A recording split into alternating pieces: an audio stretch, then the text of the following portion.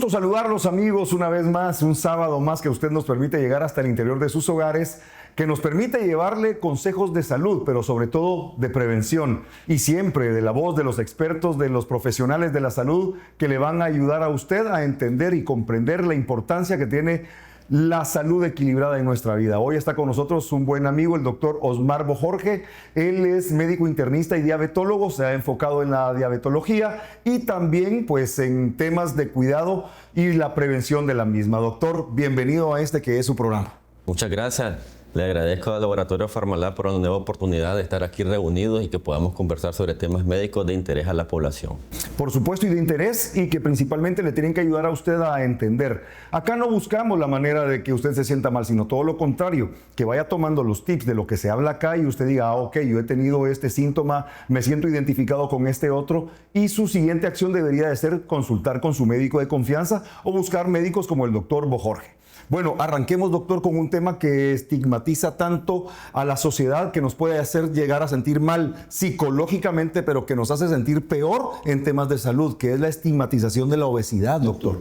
Sí, actualmente pues nos enfrentamos a esta situación. Ahora con el advenimiento de las redes sociales, se ha creado esa idea de que estar obeso es estigmatizante, o de que nosotros como profesionales de la salud, al decirte que tienes obesidad, te queremos estigmatizar. Al contrario, nosotros lo que queremos es advertirte del problema que estamos enfrentando. Porque la obesidad, todos sabemos de que la obesidad es un estado crónico inflamatorio basado en el tejido adiposo.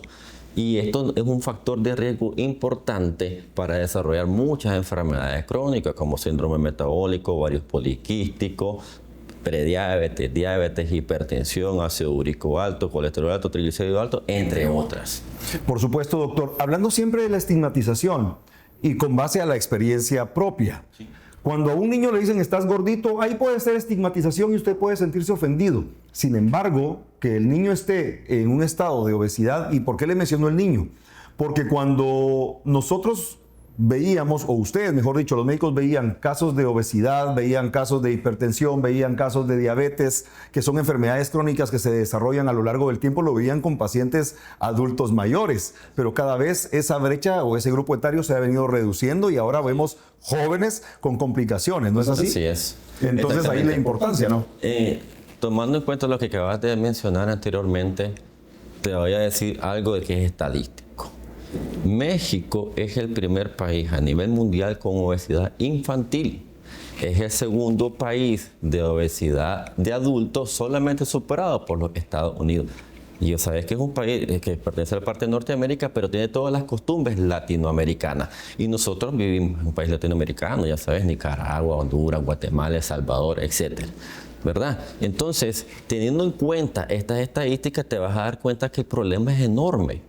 Y más adelante, cuando hablemos de diabetes, te vas a dar cuenta que actualmente para el 2025 tenés 600 millones de obesos. Y de los 600 millones de obesos, tenés 300 millones con diabetes. Imagínate el impacto mundial sobre la salud de la población. Y es que es alarmante porque según la OMS, 8 de cada 10 personas en el mundo tienen diabetes. Pero no los 8 lo saben. No hay un diagnóstico y hay subregistro. Doctor, ahora hablemos de la diabetes y la prediabetes. ¿Qué es la diabetes y la prediabetes? Usted sabe que la prediabetes o la diabetes se denomina como un trastorno del metabolismo de los carbohidratos. Ahí está. Esa es la base principal, como un concepto básico para la población general, y esto es lo que nosotros queremos que ellos entiendan. ¿Qué es diabetes? El aumento de la glucosa por encima de los rangos que tenemos establecidos como normal, basado en un trastorno del metabolismo de los carbohidratos. Eso es diabetes. Y me lleva a otro tema. Sí. ¿Qué come el nicaragüense? Carbohidrato más carbohidrato más carbohidrato. Y ahí estamos encontrando un círculo vicioso que va a radicar justamente en obesidad, y nosotros nos alarmamos por la estigmatización de la obesidad. Doctor. Exactamente. Lastimosamente, la mayor parte del país latinoamericano y suramericano basamos nuestra alimentación sobre el exceso de carbohidratos. Tenemos que señalarle a nuestra población que conozcan que los carbohidratos no son malos. Es el exceso lo que viene a hacernos que ganemos peso, nos inflamemos por dentro y desarrollemos enfermedades crónicas. Eso es. Esa es la definición en pocas palabras y concisa. Doctor, ahora bien, hay algo que los simples mortales, los que no somos médicos, nos cuesta entender, la diferencia entre la diabetes tipo 1, diabetes tipo 2, diabetes gestacional y algunos otros tipos de diabetes que existen. ¿Usted nos puede ayudar para que la gente allá en casita sepa cuáles son las diferencias entre una y otra? La diabetes tipo 1, grosso modo, es la diabetes que se presenta generalmente, porque hay otras subclasificaciones, pero para el público general la diabetes tipo 1 es la que se presenta en la juventud principalmente o en la adolescencia. Ajá. Y significa ausencia total de insulina que produce el páncreas. Por cierto, mecanismos internos, nuestro páncreas, que es nuestro órgano que produce insulina y es el que controla la glucosa o el azúcar, deja de producir insulina, hay una ausencia de insulina, se sube la glucosa y tiene diabetes tipo 1. La diabetes tipo 2 por lo general es del adulto y es cuando hablamos de diabesidad. Como te mencionaba anteriormente, el adulto, exceso de peso, obesidad clínica, incremento del azúcar en sangre, diabetes tipo 2. Tú mejoras la obesidad, controlas tu diabetes tipo 2. Con la diabetes tipo 1 tú no puedes hacer eso. Desafortunadamente son pacientes que tienen que vivir con la insulina para poder sobrevivir. ¿De acuerdo? Y con la diabetes gestacional es la diabetes que aparece en una paciente con predisposición previo al embarazo y que sus cifras de glucosa sobrepasan los 92 miligramos de decilitro, que es el rango para una embarazada dependiendo del trimestre del embarazo. Pero para que una embarazada sepa, si nos está viendo, de que tiene que hacerse su glucosa en ayuna antes del primer trimestre para saber si su corte está por arriba del 92 miligramos de decilitro, que es el valor de corte para la diabetes gestacional, tiene que visitar a su médico, su ginecólogo para un adecuado seguimiento o en su defecto a un diabetólogo. Doctor, una pregunta obligatoria que ha generado polémica. Una paciente con diabetes gestacional, para que lo entienda la gente allá en casita, diabetes gestacional es la que se presentan los niveles elevados de glucosa en pacientes embarazadas. Si usted lleva su control con su ginecólogo, su obstetra, seguramente él se lo tendría que decir. Pero la pregunta que le quiero hacer, ¿existe algún tipo de predisponencia entre una paciente con diabetes gestacional y el feto? Para que el feto salga afectado, sí. De hecho, eso se llama epigenética, médicamente hablando. Pero para nuestra población es que si una madre tiene diabetes gestacional o ya tiene diabetes previo al embarazo, el feto tiene factor de riesgo de alto peso al nacer, que se llama macrosomía fetal, pero para que lo entiendan, alto peso al nacer e incluso desarrollar diabetes en los siguientes años e incluso en la adolescencia. Increíble. Por eso era la importancia de hacer esta pregunta, porque usted que está atravesando en este momento etapa de gestación o está embarazada, mejor dicho, consulte a su médico, preste atención a este que podría ser un factor de riesgo. Tanto de qué hablar, doctor, se nos ha acabado el tiempo en el primer bloque. Vamos a mensajes de salud, seguimos con más de los investigadores médicos.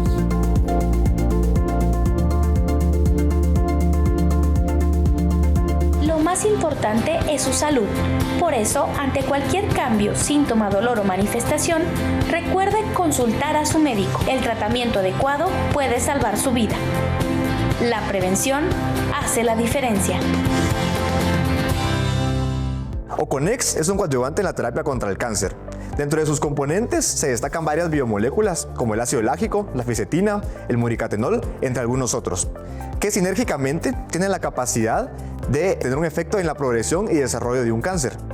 Y lo hacen a través de regular mecanismos que están alterados en cualquier tipo de cáncer, como la apoptosis, como la autofagia, como la proliferación celular. Oconex es beneficioso principalmente en etapas tempranas de un cáncer, etapa 1 y 2, sin embargo tiene un efecto también en etapas tardías. Oconex logra reducir los efectos de la quimio y radioterapia, por lo cual lo hace un excelente aliado en el tratamiento coadyuvante de un cáncer. Oconex es un tratamiento de 90 sobres que está dividido en 3 compartimentos. En los extremos encontraremos Oconex E, que tiene un efecto importante en la progresión y desarrollo de un cáncer, inhibiendo factores como el estrés oxidativo, como la inflamación crónica de bajo grado y algunas otras vías que se activan en el desarrollo tumoral. En el compartimento de en medio tenemos Oconex F, que básicamente a través de su formulación de antioxidantes y elementos que tienen la capacidad de mejorar el estado físico al paciente y prolongar la calidad de vida durante todo el desarrollo y tratamiento de un cáncer. Oconex es el mejor aliado en cualquier tipo y tratamiento contra el cáncer. Recuerda, visita a tu médico o visita las clínicas del Centro de Innovación Médica.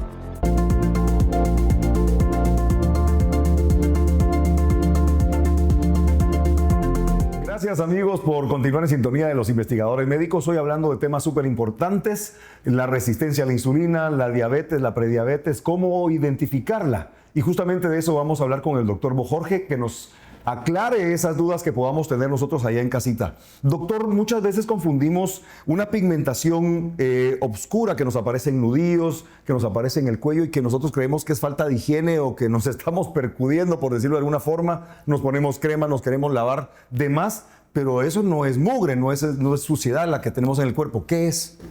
Bueno, la acantosis nigricans se define como un engrosamiento en los pliegues, principalmente en el cuello, axila e ingle.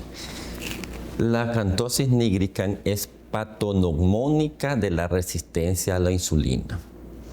Tú puedes hacerte el examen de insulina en ayuno, o te puedes aplicar un índice de Homa en un laboratorio y vas a tener, si tienes acantosis nigricans, es un hecho que vas a tener la insulina alta. Por eso decimos médicamente que es patognomónico, que es propio, realmente la vas a tener.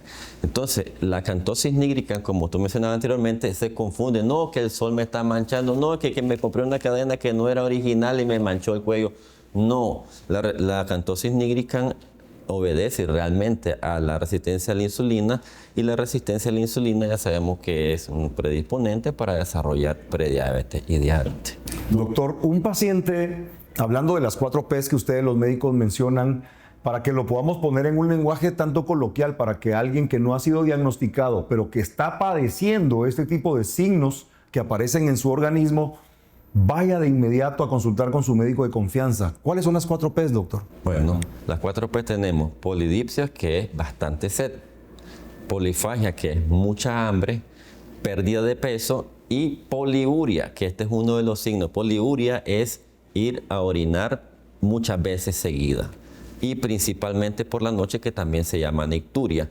Pero la principal, que es la poliuria, que es orinar varias veces al baño, o ir muchas veces al baño a orinar, es un signo de que tú tienes que chequearte la glucosa, porque puedes estar padeciendo de diabetes. Muy bien, interesante, doctor. Nos encanta que usted lo explique de esa forma, porque yo estoy seguro que más de alguno ahí en casita le va a prestar atención. Consulte a su médico, consulte a su diabetólogo, y si está en el sector de San Carlos, sabe que la clínica del doctor Bojorge se especializa justamente en la diabetología. Vaya y consulte a tiempo. Doctor, si podemos hablar de la diabetes relacionada a Diabesol, ¿cómo ha sido Diabesol para usted en clínica? Ok. En mi experiencia, tengo aproximadamente 8 años como internista, 4 años como diabetólogo. Seguimos siempre actualizándonos por el bien de nuestra población, de nuestros pacientes que nos visitan, en este caso en mi clínica. Y en este caso, la experiencia que he tenido y la oportunidad de trabajar con un fármaco que se llama Diabesol, he tenido una experiencia muy enorme en mi campo. ¿Cómo te lo puedo ejemplificar? Veo todos los días pacientes que tienen diabetes ya existente, diabetes que hago el diagnóstico nuevo, pacientes que tienen obesidad, pacientes que tienen síndrome metabólico, ovárico poliquístico, y el efecto y el beneficio del Diabesol me ha ayudado a disminuir resistencia a insulina, me ha ayudado a disminuir la polineuropatía diabética que tanto acusa a los pacientes que tienen diabetes. Para nuestros pacientes, polineuropatía diabética es calambre, entumecimiento en los pies, principalmente por la noche debido a una afectación o una complicación crónica de la diabetes. Y el Diabesol, después de 3 meses de uso con él, he disminuido esa sensación, ese malestar en estos pacientes, y le ha ido de maravilla. Con respecto al control glucémico, la parte de Diabesol la utilizo en mis pacientes que tienen obesidad, que tienen prediabetes, síndrome metabólico, y en 3 meses he tenido reducción de peso, reducción de la resistencia a la insulina y reducción de los niveles de glucosa. Y es algo que los pacientes me lo dicen: doctor, yo me siento bien, me siento con más energía, me siento diferente. Gracias por su atención, y siempre siguen viniendo a mi cita. Que eso es importante también, doctor, mencionarlo, que no es solamente llegar, recibir el diagnóstico y dejarlo al azar. Tienen que cumplir con el tratamiento, tienen que seguir yendo con usted a control, porque una vez manifiesto el padecimiento, requiere de atención importante que solamente ustedes saben dar, porque no siempre se mantiene en una línea, sino podría haber fluctuaciones si nuestros hábitos de vida no cambian. Sí, el tratamiento de diabetes incluye no solamente la parte farmacológica, como tú mencionabas, hay que saberse alimentar, que hay que entrar la parte de los nutriólogos que le dan un buen seguimiento, viene la parte del ejercicio físico, porque entre más salud muscular tiene, mejor control de glucemia. ¿Por qué? Porque nosotros en el músculo tenemos algo que se llama GLUT4. Es un receptor que hace que la glucosa entre al músculo de nuestro órgano y lo podamos utilizar y no ande fluctuando la glucosa en la sangre y elevada. Entonces, el ejercicio físico es algo muy importante, más los de fuerza, crecimiento muscular. Tenemos lo que es la alimentación, una dieta balanceada, dada por nuestros nutriólogos. El dormir bien. El dormir bien es un factor de riesgo. La población ahora, con la actualidad que todos vivimos en el corre-corre, dormimos menos de las 8 horas estimadas para que nuestro cuerpo se repare, para que nuestro cuerpo pueda tener unos controles hormonales específicos que nos ayudan a mantener nuestros niveles de glucosa bien. El tomar la suficiente agua, llevar tus controles adecuados con tu médico que te lleva a la parte de la diabetes y tener presente que el mejor tratamiento para el paciente que vive con diabetes es la educación y la autoeducación. Entonces, los pacientes que viven con diabetes tienen que cumplir estos otros requisitos para que junto con los fármacos, como por ejemplo el Diabesol, nos ayuden a que estos pacientes controlen sus niveles de glicemia, sus niveles de presión arterial, controlen su peso y lleven una mejor calidad de vida. Porque lo que perseguimos nosotros los profesionales de la salud, ustedes que tienen los fármacos que nos ayudan a combatir a estas enfermedades crónicas, es que el paciente tenga una mejor calidad de vida. Usted lo acaba de decir, doctor. Ustedes que buscan la salud de sus pacientes, en el caso del programa Los Investigadores Médicos de Corporación Pharmalat, que busca llevar consejos de salud, hacerles entender a ustedes que la salud es primero y que tenemos que tener estilos de vida saludable, la única intención es esa, ayudarles a ustedes a mejorar esas condiciones. Doctor, pongamos un escenario con base a su experiencia. ¿Cuál puede ser el peor escenario de un paciente que no está controlando su glucosa, que no tiene estilo de vida saludable, que no está bajo un tratamiento, en este caso como Diabesol? ¿Qué es el peor escenario para él? ¿A qué puede llegar? Siempre basándonos en la diabetes, una de las complicaciones crónicas y muy temida por el mismo paciente, que lo sabe muy bien, es el famoso pie diabético. El paciente, lo menciono de esta manera, que vive con diabetes, no diabético. Paciente que vive con diabetes porque él vive con una condición que le afecta a su salud. Entonces, estos tipos de pacientes se enfrentan muchas veces a estas complicaciones y pues como te mencionaba, esto es prácticamente lo que veo diario. Hace poco tuvimos un caso en nuestra clínica porque nosotros hacemos unas evaluaciones integral del paciente que vive con diabetes. En mi caso como internista diabetólogo, el nutriólogo y el psicólogo. Esas tres son los 3 pilares fundamentales en mi clínica. Hay otros pilares también, pero esos son los 3 fundamentales y los más básicos. Y en este caso, con esta complicación que te quiero compartir contigo, que es una complicación de una paciente de 70 años femenina con pobre control glucémico. Me di cuenta por la hemoglobina glucosilada, un examen de laboratorio que te mide tu glucosa los 3 meses atrás, con un índice glucémico una hemoglobina glucosilada en 16. Vamos hablando de aproximadamente que su glucosa los 3 meses atrás se mantenía en 400 miligramos decilitro. Eso te va a llevar pronto a una complicación. ¿Y cuál fue esta complicación de esta paciente? Le hicimos una clasificación en conjunto con el servicio de ortopedia, pie diabético, Wi-Fi, que es una clasificación para clasificarlo grado 3. ¿Qué significa esto? Que hay afectación tanto de la parte muscular, afectación de la parte de los tendones y afectación ósea, o le llamamos osteomielitis. Doctor, ¿le parece si concluimos ese caso que nos está presentando en el siguiente bloque para que usted no se despegue de su televisor y podamos escuchar de viva voz del doctor Bojorge cómo concluye este caso? No se despegue de su televisor.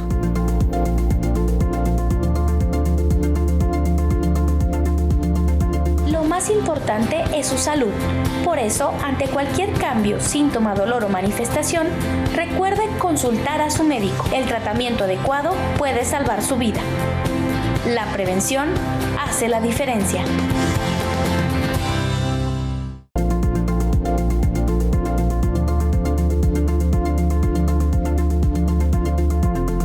Gracias amigos por continuar en sintonía de su programa Los Investigadores Médicos. Me complace darles la bienvenida a este panel a la doctora Gabriela Miranda. La doctora Gabriela Miranda es médico general egresada de la Universidad de San Carlos de Guatemala y es doctora en medicina ortomolecular de la Universidad de Cambridge. Bienvenida, doctora. Muchas gracias, muy contenta de estar compartiendo con todos ustedes estos temas tan interesantes y hoy hablando de este tema que es una pandemia, la diabetes. Justamente, doctora, por eso es importante que tengamos a médicos de la talla del doctor Bojorge para hablar específicamente de este tema que flagela tanto a la población latinoamericana y en el mundo. Doctor, ¿en qué concluye el caso de esta paciente femenina que nos presentaba en el bloque anterior? Pues, lastimosamente, nuestra paciente, a pesar de todos los esfuerzos que realizamos en ella, los estudios de Doppler, radiografía, fue imposible pues lograr salvar el segundo dedito de su pie izquierdo. Y por una complicación, ya que era lo que te mencioné anteriormente, más la osteomielitis que se diagnosticó. Lastimosamente tuvimos que realizar la amputación junto al servicio de ortopedia, controlamos la glucosa, indicamos los tratamientos adecuados y ahora la paciente le va muy bien controlando y sabiendo cómo tiene que mantener sus niveles de glicemia para evitar complicaciones. ¿Qué pasa si esta paciente llega antes y no lo deja el tiempo, doctor? La mayoría de mis pacientes que ya llevan un seguimiento de varios años conmigo y ya saben cuáles son los niveles que tienen de tener de glucosa en ayunas, glucosa después de comer o azúcar después de comer, ellos saben de que manteniendo esos valores dentro del rango normal o cerca de lo normal van a evitarse complicaciones como amputación. Es decir, esta paciente no hubiera perdido su extremidad si hubiera llegado a tiempo. Al final de cuentas, aunque la haya perdido, llegó a tiempo porque ya la logró estabilizar gracias a su apoyo y gracias a Diabesol. Doctora Miranda, Diabesol, ¿por qué Diabesol es tan bueno en el sentido de mejorar los niveles glicémicos? Bueno, porque Diabesol es un conjugado de biomoléculas. Entre estas, por ejemplo, tenemos a la delfinidina, que es un polifenol que nos ayuda a disminuir el estrés oxidativo a nivel de las células pancreáticas, así como la inflamación crónica de bajo grado. Pero además de eso, pues cuenta con otras moléculas, la glicina de cobre, que también nos ayuda a activar ciertos procesos en nuestro cuerpo, activar el AMPK, que es como decir un chip, un interruptor que va a ayudar a que nuestras células absorban la insulina de una forma adecuada y que al mismo tiempo que se absorbe la insulina o que entra la insulina a la célula, se active un proceso metabólico dentro de la célula que permita que esta célula pues utilice la glucosa que estamos consumiendo en nuestra dieta, que es sumamente importante y que entonces viene a disminuir procesos de resistencia a la insulina. No solo la glicina de cobre, también el ácido alfa-lipoico, el ácido alfa-linoleico, que son dos ácidos grasos poliinsaturados, que son los ácidos grasos buenos y que pues uno nos ayuda también a controlar ciertos procesos de neuropatía diabética, pero principalmente a utilizar la insulina, que nuestros músculos, nuestro hígado utilicen la insulina de una forma adecuada para absorber la glucosa de una forma adecuada y que pues no se pierda el objetivo de la glucosa, que es ser molécula energética en nuestro cuerpo. Por ejemplo, el caso que nos menciona el doctor es un caso de éxito porque a pesar de que se tuvo que amputar, las estadísticas, la literatura nos dice que regularmente si se amputa una parte, un miembro en nuestro cuerpo por la diabetes, es muy probable que 2-3 años después regrese el paciente a una nueva amputación. Y en este caso no, en este caso pues la paciente regresa con niveles controlados de azúcar, a pesar de que en algún momento pues hubo una amputación, ella está con un cambio en este desarrollo que nos dice la literatura y que nos dicen las estadísticas. Fantástico, doctora, qué buena explicación la que nos da y nos da pauta a poder escalar el tema. ¿Por qué digo escalar? Porque la diabetes, como ustedes los médicos lo dicen, la diabetes al final de cuentas no es la que te mata, son las complicaciones microvasculares que están alrededor de ella. Pero peor aún, cuando llegamos a un síndrome metabólico. ¿Qué podemos hablar, doctor, del síndrome metabólico? Bueno, para explicarles un poco a nuestra población qué es el síndrome metabólico. El síndrome metabólico está compuesto en un paciente, para identificarlo, obesidad central, el paciente que usted observa que tiene una barriguita grande, Eso se llama obesidad central, medida por 1 centímetro y todo el asunto con ciertas medidas. En la población latinoamericana es en la mujer menor de 80 centímetros y en el hombre menor de 90 centímetros. Las poblaciones norteamericanas tienen otras medidas. Ese es uno de los componentes. Si tu barriguita te mide más de 90 centímetros, cuidado, hay que checar esa parte. 2, la otra parte del síndrome metabólico es hipertensión arterial. Si tu presión arterial está por arriba de 140/90, es otro de los factores que componen el síndrome metabólico. Triglicéridos altos por arriba de 150. Estado protrombótico e intolerancia a la glucosa o cifras de glucosa por arriba de 100. Con 3 de estos factores que yo acabo de mencionar, ya tenés síndrome metabólico. Y el síndrome metabólico es la predisposición, el factor de riesgo importante para desarrollar diabetes mellito y enfermedad cardiovascular. Que las enfermedades cardiovasculares son la primera causa de muerte a nivel mundial. A mí me encanta cómo lo menciona usted, doctor, porque me da la oportunidad de traspolarlo a la población para que lo entendamos con un lenguaje más sencillo.